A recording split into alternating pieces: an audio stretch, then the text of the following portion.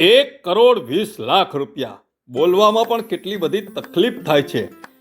એટલા બધા રૂપિયાનો દારૂ ઝડપાયો. સ્થાનિક પોલીસ ઊંઘતી રહી તો સસ્પેન્ડ કેમ નહીં? આ દારૂ ક્યાંથી આવ્યો? કોણે મોકલાવ્યો? કેટલા સમયથી આ સિલસિલો ચાલુ છે? કેટલા ટ્રાફિક પોઈન્ટ ક્રોસ કરીને આવ્યો? શહેરમાં કેવી રીતે ઘૂસ્યો? આ કન્ટેનરનું પાઇલોટિંગ કોણે કર્યું?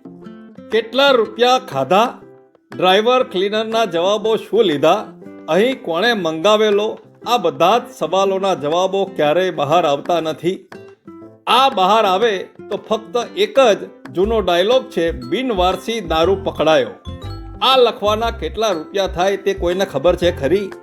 આજ સુધી સૌથી મોટો જાદુ વર્ષોથી આમ જનતાને, નાગરિકોને જબરજસ્તીથી ગોળીઓ ગરાવી દેવામાં આવે છે, જેમાં ખૂબ જ મોટા માથાઓનો અસંખ્ય લોકોનો હાથ હોય છે, જેના કારણે રૂપિયાનો ફુગાવો દેખાઈ રહ્યો છે. 80% લોકો આપણા ભારત દેશની અંદર ભ્રષ્ટાચારના ભરડાની અંદર આવી ગયા છે. આ છે આપણો ભારત. આપનો હરીશ બ્રહ્મભટ્ટ. વંદે માતરમ. ભારત માતા કી જય.